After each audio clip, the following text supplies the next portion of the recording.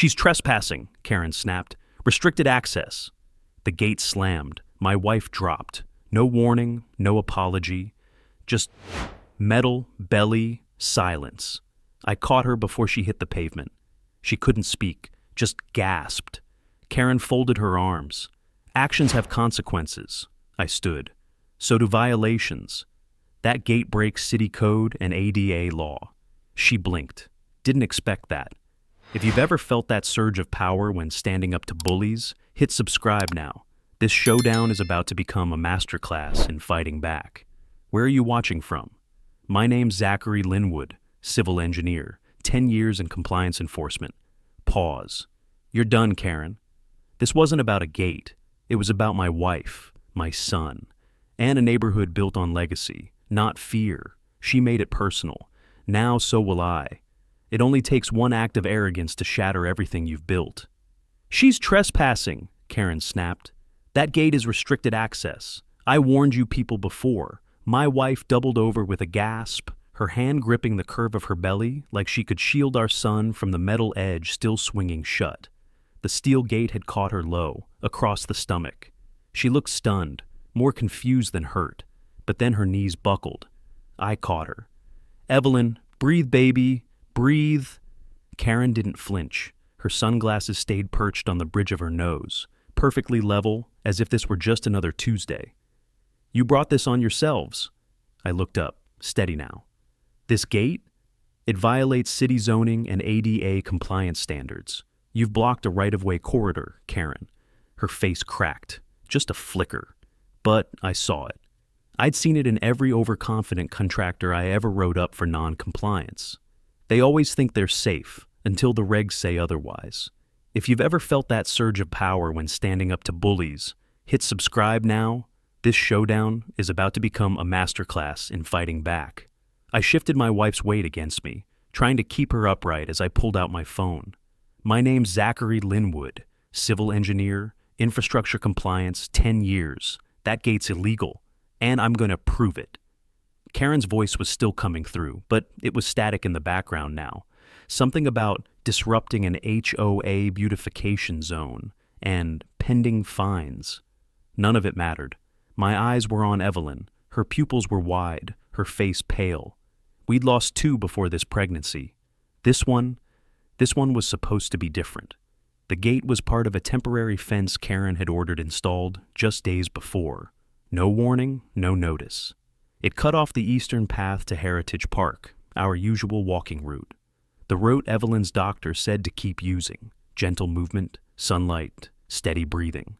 We walked that path every morning until Karen's men sealed it shut. The gate wasn't locked, just closed. Evelyn had gone to push it open while I signed for a delivery. Karen must have been waiting. She stepped forward, barked something about violation notices, and then slammed it shut just as Evelyn stepped through. 15 minutes later, I was in the ER parking lot, praying to hear a heartbeat. The triage nurse took one look at us and waved us forward. They hooked Evelyn to a fetal monitor, started an IV, and told me to wait. I couldn't.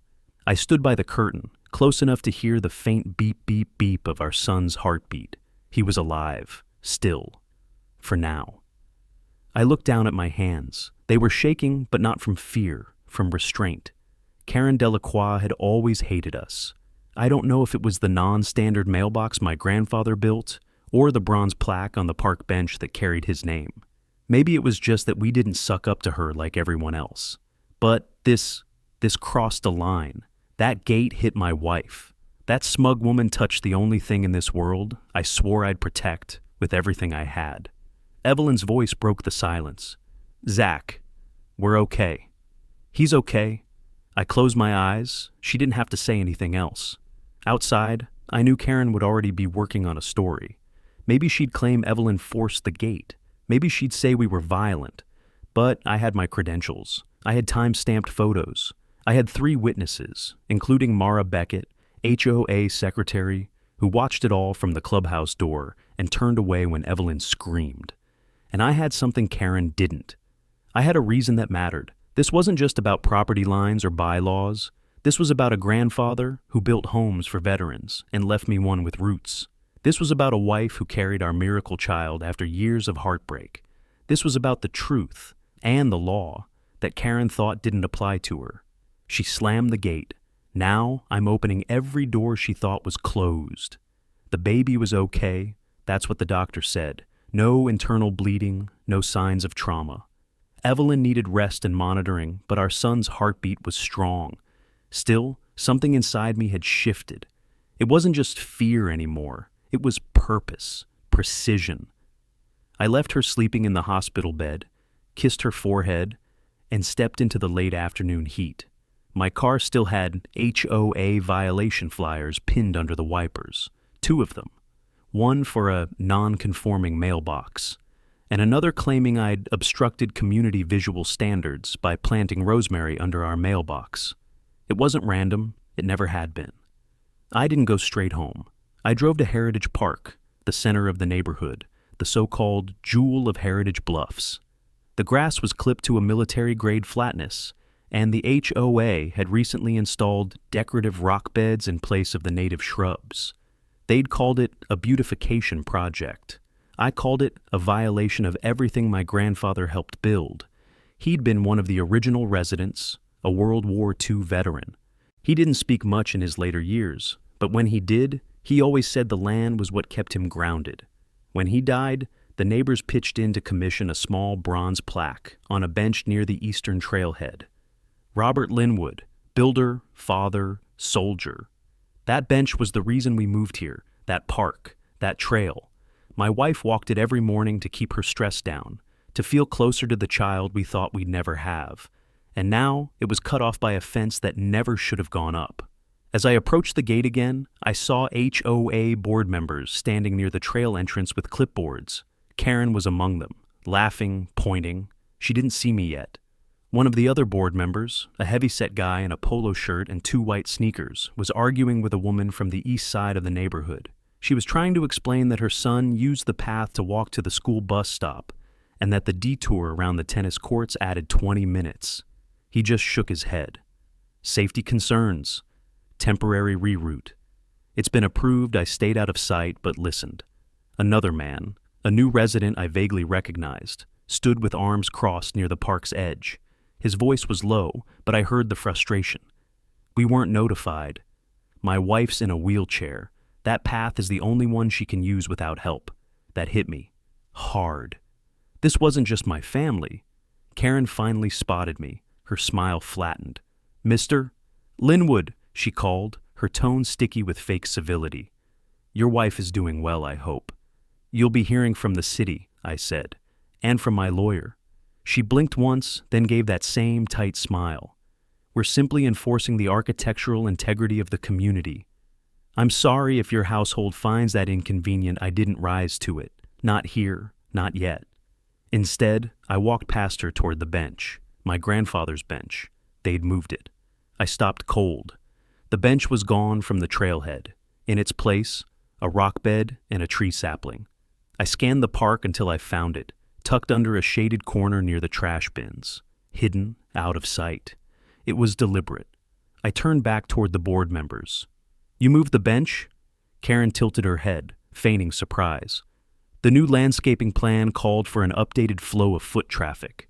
We thought a more discreet location would minimize clutter. That was my grandfather, my family. And now I wasn't the only one angry. As I left, 2 residents followed me to the lot. One introduced herself, Clara. She'd lived here 10 years. "We're tired of her too," she said.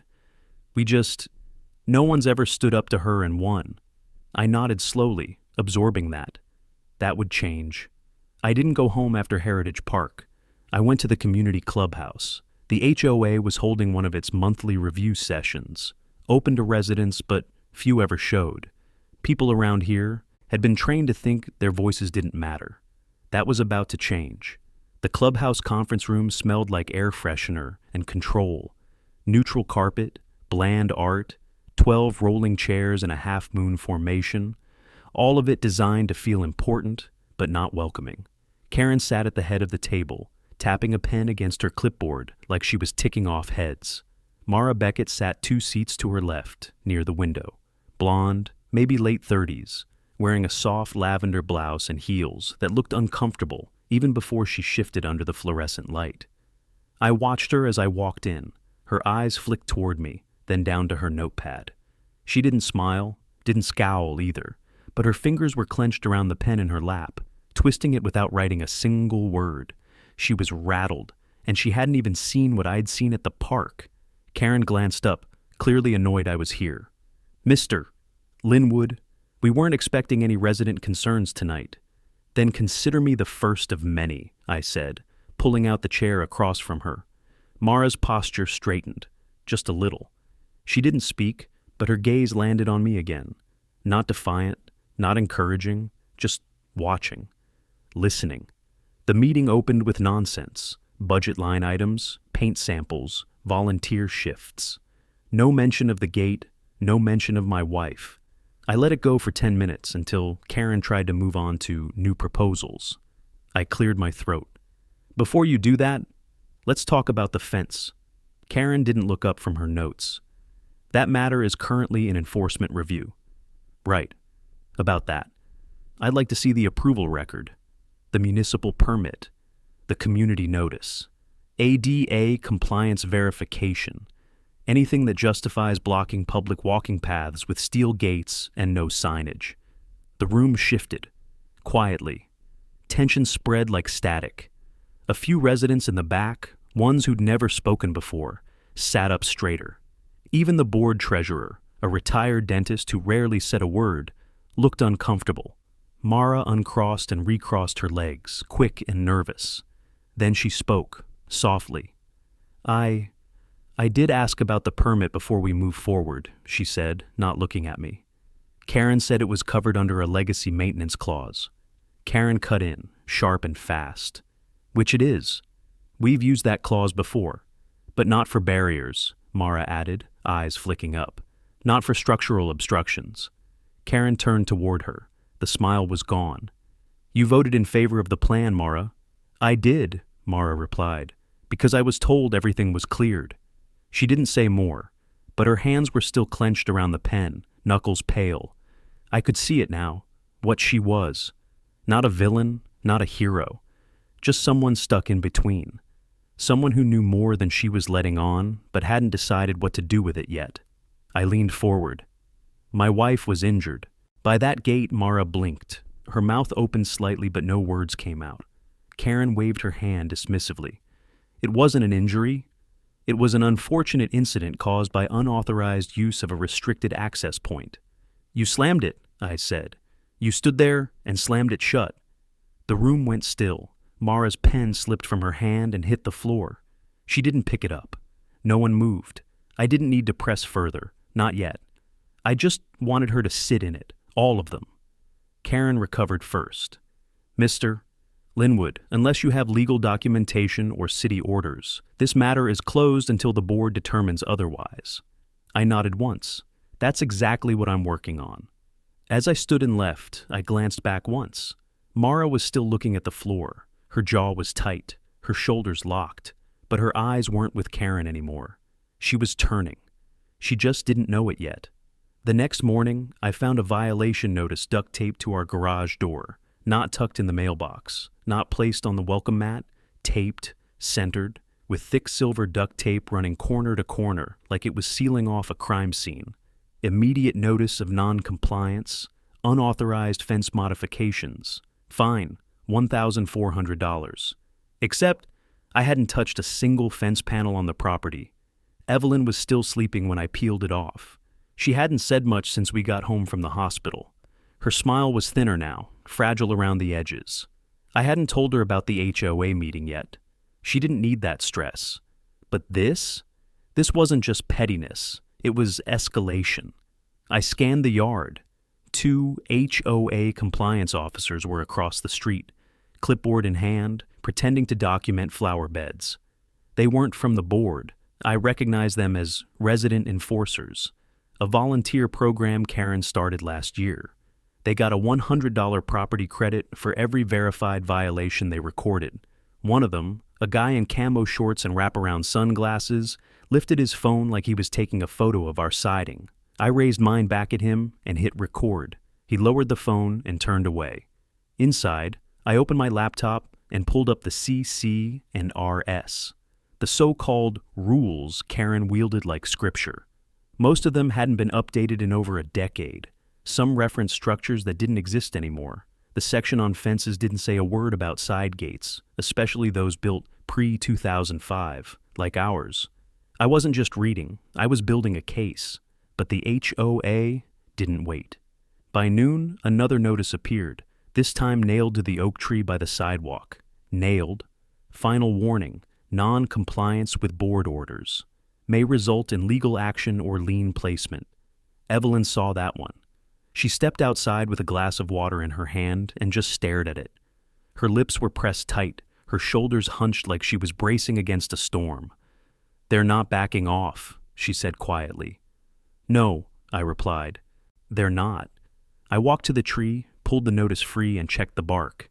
They hadn't even used a small nail. It was a 6-inch galvanized spike. Deep. Crude.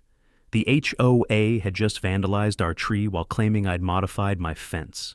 And something about that felt like a shift. Not just anger, evidence. I turned the notice over. At the bottom was Karen's signature, scribbled fast but legible, and something else. A reference code, BLF 208. I didn't recognize it, but I knew someone who might. I made a call to an old friend from the university days, Luis, now an inspector with the city's development office. We hadn't talked in a couple years, but he picked up on the second ring. "Zach, damn man, it's been forever. I need a favor," I said. "Quick lookup, HOA reference code, BLF 208. Hang on, that's not an HOA code, that's a city project permit number." I froze. "What kind of permit?" He clacked keys for a few seconds. "Looks like temporary perimeter modification for beautification, but it's flagged, no zoning clearance, application pending, not approved, who submitted it? Delacroix Holdings LLC. I stared at the oak tree like it could answer me. Delacroix Holdings wasn't the HOA, it was Karen, personally. "Appreciate it, Luis. You got something going on?" "Yeah," I said, "and you might be hearing more about it." I hung up and stepped back into the yard. My fence hadn't been modified, my tree had been defaced, and now I had proof that Karen was submitting permit applications under a private entity to modify public use spaces. Evelyn was waiting at the door. "You're going to fight this, aren't you?" she asked. I nodded. I already started. By 8 the next morning, I was parked outside the City Development and Infrastructure Office. It was already pushing 95 degrees. I left the engine running, AC blasting, while I sat in the lot and stared at the email Luis had just sent me. It confirmed what we'd found on the phone. BLF 208 wasn't a valid HOA permit. It was a pending application filed by a private entity. Delacroix Holdings, LLC. The address matched Karen's. I didn't know which part burned more, the fact that she used her own name to backdoor city development, or that she thought no one would notice. I adjusted the lanyard around my neck and walked inside. The receptionist barely looked up. "Department?" "Infrastructure and zoning," I said. "Professional credentials, Zachary Linwood. Civil compliance consultant, state certified." She handed me a visitor badge without another word. Luis met me by the elevators. He looked exactly the same. Short sleeves, half smile, tired eyes. "I pulled the whole permit folder for you," he said, holding up a tablet. "Let's go over it outside. I don't want to spook anyone in there." We walked back out to the shaded corner of the lot. He passed me the tablet and I scrolled through the application history. "She submitted this under her LLC?" I asked. Luis nodded. "About 6 weeks ago. Originally flagged for inconsistencies in boundary lines. Then it got moved into pending with no revision, I echoed. "So how did she get approval to build the fence?" "She didn't. That fence doesn't exist in the city's eyes. It's not legal, not even temporarily." I tapped on a line buried in the middle of the form. "Preliminary modifications in high-traffic footpath zones may not begin until ADA review is completed." I knew the code by heart. "That path they blocked," I said, "it's used by residents with mobility impairments. There's an elderly man in a scooter and a disabled vet 2 houses over. They rely on that trailhead. Luis leaned against the wall. This wasn't oversight. This was bold. It's also city liability if someone gets hurt using an unauthorized structure. He winced. You're thinking lawsuit? I'm thinking audit. Inspection, maybe a press call. This community's receiving state accessibility funding. That makes it bigger than an HOA spat. I emailed myself the page as a backup, thanked him, and left. By the time I got back to my car, the next move had already formed in my head. This wasn't just abuse of power, it was regulatory fraud. Karen used her board position to commission a structure on public use paths without disclosure. She filed it under her LLC, bypassed city review, and physically injured a resident while enforcing an unapproved obstruction. And now I had time-stamped records, confirmation from a licensed city inspector, and a direct violation of municipal ADA code. The moment I turned the key in the ignition, I knew it was time to stop playing defense. I pulled into a quiet lot behind a coffee shop and opened my laptop. I drafted an official complaint to the Arizona Board of Technical Registration, citing Karen Delacroix's name, her LLC, and Permit B LF208. I attached my credentials. I submitted it under professional advisory notice, meaning it would fast-track the review. Then I started writing a second letter. This one was for the city councilman who helped approve the development grant that funded upgrades to Heritage Bluffs last year. He wasn't going to like hearing that an HOA board member was quietly undoing accessibility improvements behind his back. I hit send, sat back, exhaled. It wasn't everything, but it was enough to make someone knock on Karen's door with a clipboard and a badge. My phone buzzed. It was Evelyn. "Everything okay?" she asked. "Not yet," I said, watching the confirmation email land in my inbox. But it's finally headed in the right direction. The heart monitor beeped in slow, steady rhythm as I stepped back into Evelyn's hospital room. She looked better than she had 2 days ago, color returning to her cheeks, less tension in her jaw, but her left hand still rested protectively over the swell of her belly, reflexive, defensive, like her body no longer trusted the world to be gentle.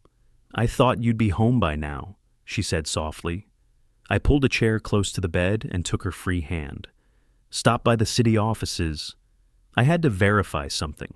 She raised an eyebrow. "You're building a case." "Already filed 2 reports," I said. "Zoning violations, permit fraud, and a formal complaint with the Board of Technical Registration." She studied my face for a long moment. "And this isn't going to put a target on your back?" "They already put a nail in our tree," I said. "How much clearer can the target get?" The silence between us wasn't tense. It was full, weighted with the things we weren't saying aloud. We'd built a life here because of the promise it held. Safety legacy, roots. And someone like Karen saw that and decided it was hers to distort. "She thinks she's untouchable," Evelyn murmured. "Like the rules are decorations, only for show. Until now." I updated her on everything. The fake permit, Karen's LLC, the obstruction of ADA pathways, the city's pending action. Evelyn didn't smile, but I saw the edge of relief creep in at the corners of her mouth. Then she reached for the side table and picked up her phone. "You should see this." She opened our neighborhood app, Heritage Voice. It was usually a stream of lost dogs, bake sales, and passive-aggressive lawn disputes. But now it was buzzing. Anyone know why the trail to Heritage Park was fenced off without notice? My mom uses that path daily. This better not be permanent. Can HOA members legally make changes to public access points? Dozens of comments. Some were tepid, but a few, especially from residents I didn't know well, were fire and fury. And then I saw her name, Mara Beckett. Board members were not unanimously informed of changes to trail access. "Please consider attending next week's open session if you have concerns." I stared at it. Evelyn caught the shift in my expression. "She's cracking?" she asked. "She's halfway there," I said. "She just doesn't know it yet." Mara hadn't openly defied Karen, but that comment was a crack in the veneer, a public admission that something wasn't right. And coming from an HOA insider, That would land like a shockwave once I pressed the issue. You really think this ends with Karen out? Evelyn asked. No, I think it ends with her investigated. The nurse stepped in for a vitals check. Evelyn nodded toward the door. Go ahead. I walked out, made my way to the quiet family waiting areas, and pulled up the city's code enforcement portal. My professional report had already triggered an internal review flag. That alone would force the office to assign an investigator. But I wasn't stopping there. I opened a new tab and started writing, this time to the ADA compliance office that oversees grant distribution in communities like ours. Karen's obstruction didn't just violate zoning, it risked federal non-compliance tied to government funding. My fingers moved fast. The words came easy. Dates, photos, trail usage numbers, testimonies. I attached a screenshot of Mara's comment. And then I hit send.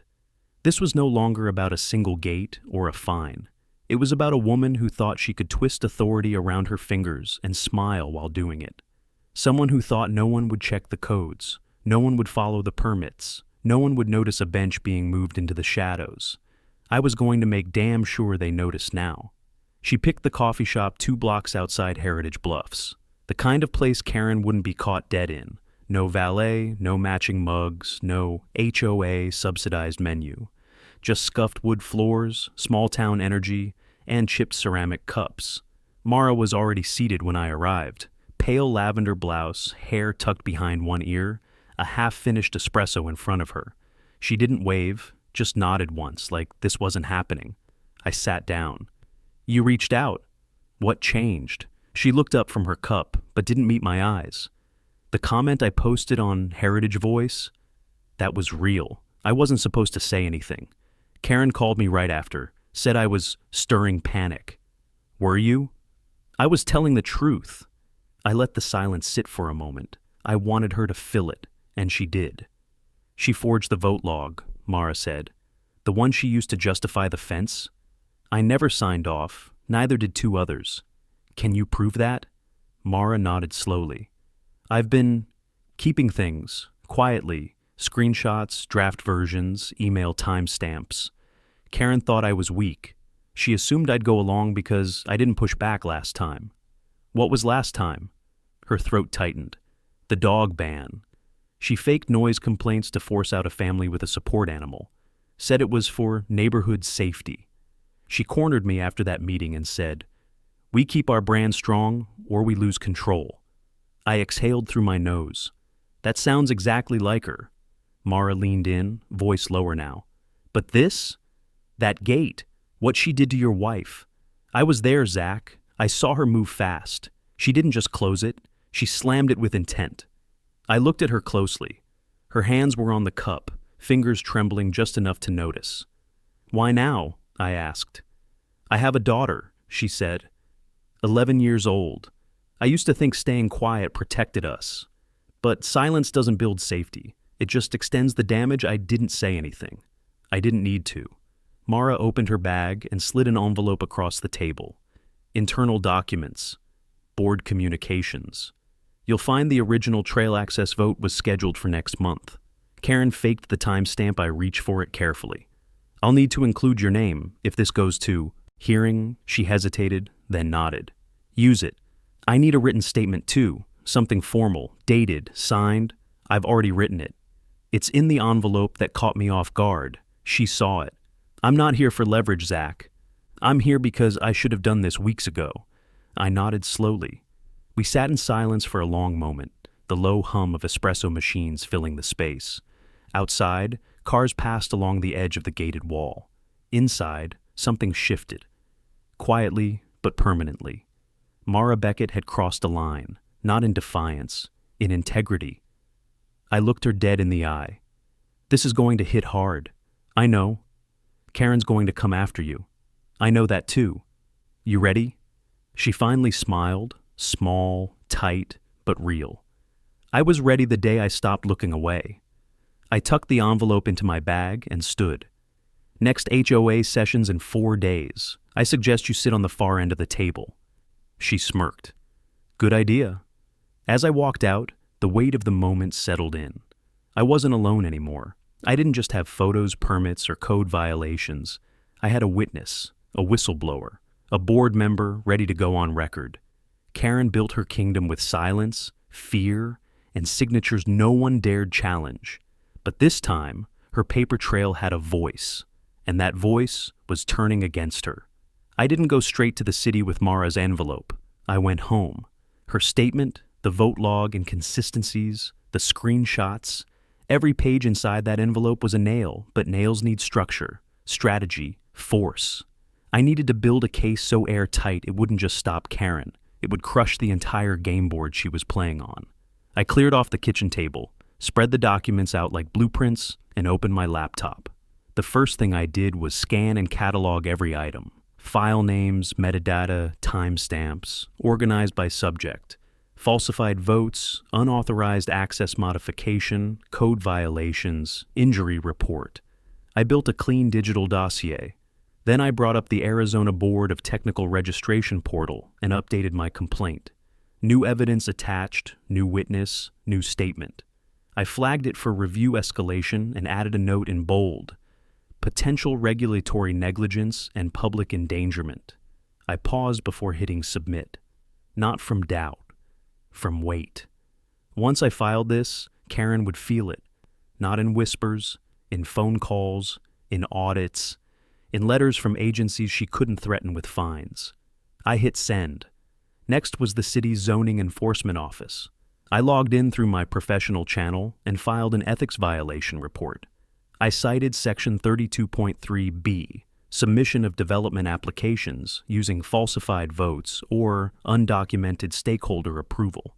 Then I attached the altered vote log from Mara's file. I included the meeting minutes from 2 weeks ago, the ones where Karen claimed a unanimous decision had been made in early June. The actual file showed the vote hadn't even been added to the agenda until July 14th. That lie would cost her more than credibility. It was grounds for civil investigation under community governance standards. I clicked submit again. Next up, the federal piece. The ADA Compliance Office had already acknowledged my preliminary complaint, but now I included Mara's screenshot of the internal email where Karen said, "We'll shift the bench and gate before ADA review. No need to overcomplicate." That line was damning, not just because of what it meant, but because of when it was sent. 2 weeks before she claimed any construction had begun. I packaged everything, labeled it, dated it. Then I wrote a cover letter, clear, professional, and direct. This evidence shows the intentional obstruction of mobility pathways, falsified board approvals, and unauthorized physical alterations to state grant-funded property by a sitting HOA vice president acting through a private LLC. I stared at the signature line for a long moment. Then I typed my name, Zachary Linwood, PE professional engineer. There's weight in those letters, legal responsibility, accountability. Karen never thought someone with credentials lived inside the neighborhood she tried to bully. I uploaded it and watched the progress bar turn green. Then I picked up my phone and dialed Councilman Mendoza's office. His assistant recognized my name. "Please tell him I've submitted ADA and zoning violations with active board involvement. I'm attaching the summaries right now. You'll want to CC the city legal office," she said. I already did. And with that, the dominoes were stacked. I sat back in my chair and stared at the wall. My grandfather's folded flag hung there in a glass case. It had sat in the same spot since the day I moved in. The day I knew I wanted to protect something more than just a house.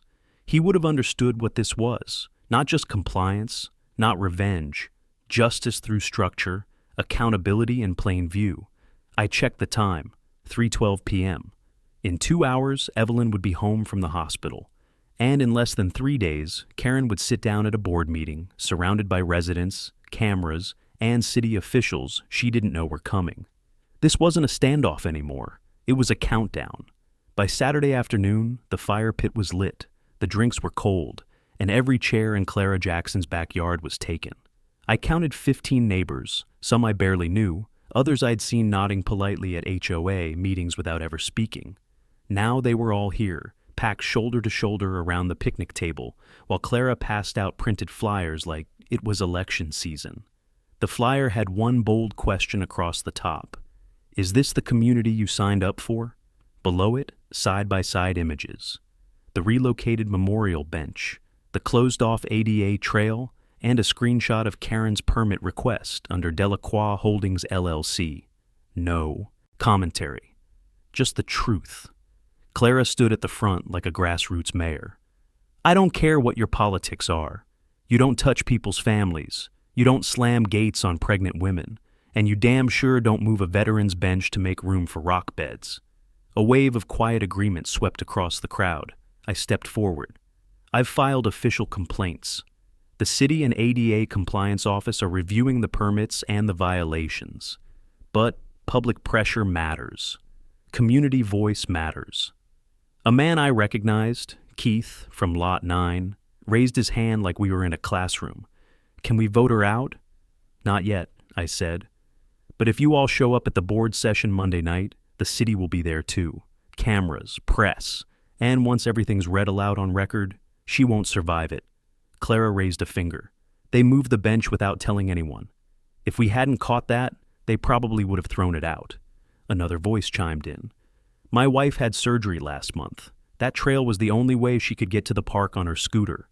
Someone passed around a list. Signatures started stacking up. Some were hesitant at first, but once it hit 10, it flew. I pulled Clara aside while they passed a second list. This one for formal testimonies in case the city requested more. I need you to do one more thing, I said. We need to bait Karen. One last power play. Something petty. Something aggressive. Clara smirked. That won't be hard. I handed her a bright orange sign I'd made earlier that morning. Handicap accessible trail. Closed due to HOA negligence. You really want this out front of the park? She asked. I want her to tear it down herself. On camera, she nodded. You'll have it by tomorrow. By dusk, we'd gathered 27 signatures, 8 written statements, and 3 volunteers ready to speak publicly during Monday's open comment section. This wasn't a resistance anymore. It was a reckoning. Later that night, I reviewed the security camera footage from my front porch. My home system had been running non-stop since the gate incident. Most of it was boring. Delivery drivers, joggers, HOA patrols. But one clip from Friday caught my attention. Karen, alone, walking past my house at 6:17 p.m. She stopped in front of my fence, looked both ways, and pulled out her phone. She took a photo, then stepped into my yard, bent down, removed a sprinkler head. I stared at the screen. She wasn't even trying to hide it anymore. I downloaded the clip and flagged it. Another violation, another act of trespass, another nail. The next morning, Evelyn sat next to me on the porch. Her hand rested on her stomach, gentle, protective. You ready for Monday? She asked. I've never been more ready for anything. She squeezed my hand. She's not going to see it coming. She doesn't see anyone unless she's above them. I glanced. At the printed sign, Clara had texted me a photo of, already staked into the lawn beside the trail. It read loud and clear, negligence has consequences. And this time, the consequences were already inbound. Monday arrived hot and quiet, like the calm before something biblical. By 4 p.m., I was standing on the sidewalk across from the HOA office, watching city cars roll up one by one. Not enforcement cruisers. These were sedans marked with zoning department insignias and ADA compliance decals. Civil, procedural, polite. But make no mistake, they were here to investigate. Luis stepped out of the lead car, clipboard in hand, sunglasses low on his nose. He spotted me, crossed the street, and offered a nod. We're going in quiet, he said. No citations today, just observation. We want to see how she handles public pressure before we trigger anything official. She'll handle it like she always does, I said. With a smile she can weaponize? Luis raised his eyebrows. City Council's legal observer will be inside. Anything she says tonight is recordable under open meeting statutes. If she cracks, it goes in the file. Perfect. Behind us, Clara and Keith arrived with half a dozen other residents. They wore simple shirts, no signs, no megaphones, just presence. One by one, they filtered into the building, with copies of their statements tucked in folders. I had mine too, along with printed emails from Mara, the vote discrepancies, the time-stamped footage of Karen pulling up my sprinkler head, and the newly captured image of her yanking down Clara's negligence sign that morning. She tore it in half, right in front of two children on scooters. I'd printed the frame. Inside the HOA lobby, the air buzzed with an unease I hadn't felt before. The board usually held court like royalty, residents seated in tight rows, Karen center stage. But today the chairs were almost full before the board even entered. Karen walked in 10 minutes late, hair tighter than usual, heels sharper, a lemon-yellow blazer that probably cost more than my mortgage payment. But her stride faltered just once when she saw the back row, Luis, the ADA rep, and Councilman Mendoza's assistant seated silently with notepads. Mara entered last. No makeup, no blazer, just a printed statement and a hard, flat look in her eyes. She didn't sit at the board table. She took a chair near the community members. Karen noticed. So did everyone else. I stepped into the back corner, out of the way but fully visible, a clipboard in one hand, my license in the other. Engineer stamp, state certified, clear as day. Karen cleared her throat and tapped the mic. We'd like to thank everyone for attending. This will be a standard session, updates, a short comment period, then adjournment. That last word was going to age poorly. The treasurer started into budget figures. The secretary read minutes from last month. It all blurred. Then Karen moved to new proposals. Before we proceed, she said, we'd like to revisit the recent signage that's been placed without board approval on public grounds, particularly signs containing language meant to discredit or defame community leadership. I could feel Clara's back straighten from across the room. Karen smiled. As of this morning, those signs have been removed, and fines for unauthorized postings will be applied retroactively where applicable. And just like that, she took the bait. Luis stood up. So did the ADA rep. All eyes shifted. I'd like to make a comment, Luis said, holding his badge forward. As of 9:12 a.m. today, this board was informed that modifications made to ADA accessible trails are under review for compliance violations. This includes signage removal and obstruction of access without notice. Karen froze. Additionally, he continued, we're confirming that permit BLF208 was submitted under Delacroix Holdings, a private LLC, which may trigger municipal ethics investigation depending on tonight's proceedings. The room murmured. Karen glanced at Mara, who didn't look away. One line, one moment, and the current shifted. The next part wouldn't be quiet. It would be loud. Karen didn't speak for a full 5 seconds, long enough for the silence to press into the walls like weather shifting. Her face didn't move, no blink, no flinch. But her knuckles went white against the podium. Luis remained standing. The zoning department will remain present during this session. Please proceed. Karen adjusted the mic. Of course. The board has nothing to hide. It would have been admirable if it wasn't hollow. She tried to pivot. As I was saying, certain residents have violated signage guidelines. I have a counterpoint, I said, rising from the back. Karen opened her mouth, but Luis stepped forward. Resident has the floor. Please proceed. I walked to the center of the aisle. No theatrics, just the truth, one folder at a time. I'm Zachary Linwood, resident, licensed civil engineer, and the husband of the woman injured by the unauthorized gate your board approved. A low murmur from the crowd. I held up the permit. This was filed under Delacroix Holdings LLC, not Heritage Bluffs HOA. That's a private business owned by Karen Delacroix. Not only is that a conflict of interest, it bypassed proper ADA and municipal review. I turned the page. Here's a city-signed email stating that the permit was never approved, which means the structure was unauthorized. Karen stepped forward. You're misrepresenting. Luis held up a hand. Let him finish. I continued. This vote log, provided by board member Mara Beckett, shows falsified timestamps and missing approvals.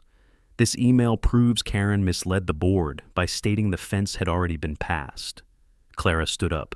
And here's the statement I filed after she removed the ADA. Trail sign I placed, ripped it down in front of my kids. More voices joined in.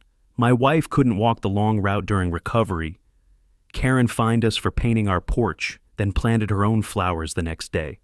She threatened to tow our wheelchair ramp as visual clutter. Mara stood. Everything stopped. "I was part of this board," she said. "I believed we were doing good work. But when Karen started bypassing our votes, submitting permits under her LLC, and retaliating against residents, I knew I couldn't stay silent." She stepped toward the front and placed a signed statement on the table. "I submit this testimony to the City Zoning Office, ADA Compliance Division, and Councilman Mendoza's office. Everything in this packet confirms what you've just heard." Karen laughed, a dry, desperate thing. "You're doing this for what? A few residents who couldn't follow rules?" Luis walked to the front, slow and sure.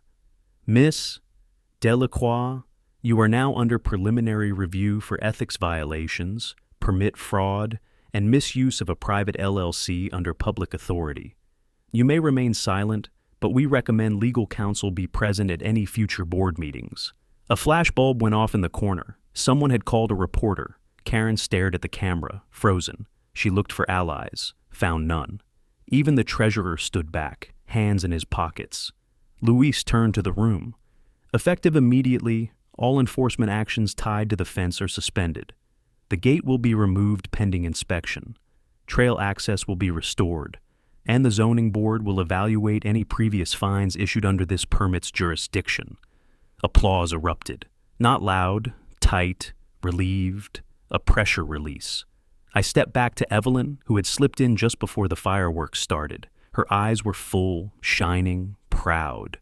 Karen sat down, stunned. For the first time since we'd moved in, she looked small. And for the first time since that gate hit Evelyn's belly, the community didn't look like hers anymore. It looked like ours. 3 weeks later, the gate was gone. City workers came early on a Thursday morning, backed by a quiet zoning directive and a formal ADA order. No ceremony, no press. Just a clean dismantling, one piece at a time, of everything Karen had built on power and pretense. Evelyn and I watched from the trailhead bench, not the one Karen moved, the original. The city had restored it to its rightful spot along the trail, facing east toward the morning light. A fresh layer of varnish covered the slats, and the bronze plaque gleamed brighter than I'd seen it in years. Robert Linwood, builder, father, soldier. A foundation never meant to be moved. Evelyn reached for my hand. "You did it. We did it," I said. "All of us." Karen hadn't resigned yet, but she wasn't at the last 2 meetings. Rumor was she'd hired a lawyer, and the board had stripped her of enforcement. Authority pending the ethics review. Mara, on the other hand, was a different story. She was elected interim board president 2 nights ago, unanimously. She didn't ask for the position, but when the crowd called her name, she stood, not with triumph, with calm purpose. There's power in people who change, even more in those who hold the line after they do. I looked down the trail, where a father pushed his daughter in a wheelchair, waving to a neighbor as they passed. Another family biked by, a dog trotting behind them with a tongue-out grin. It looked like life again, not rules, not warnings. Just people using their space like it belonged to them, because it did. Later that afternoon, I stopped by the community board. The HOA had updated their residents' rights bulletin. A new line had been added in bold. No enforcement action may override city accessibility codes or resident health accommodations. I stood there a moment, letting the words settle. That might seem small to someone on the outside, but I knew better. It was the first time the board had ever admitted, in writing, that some things were bigger than power, and maybe that was enough. Back home, Evelyn had music playing while she folded baby clothes on the couch. She paused when I walked in. "You okay?" she asked. "Yeah," I said. "I think, for the first time in a while, yeah," she smiled. "Our son's going to grow up here, and he's going to know why this matters." I sat beside her and picked up one of the onesies, soft cotton, tiny buttons, white with little green arrows down the sleeves. She laid her hand over mine. We didn't need to say anything else. The wind moved through the oak outside like breath. Peaceful. Whole. Karen tried to break us with fines, fences, and fear, but all she really did was test the foundation, and the foundation held. If you want more stories of homeowners standing up to HOA tyranny, hit subscribe right now, share your story in the comments, and let me know where you're watching from. This fight isn't just mine, and the next victory could start with you.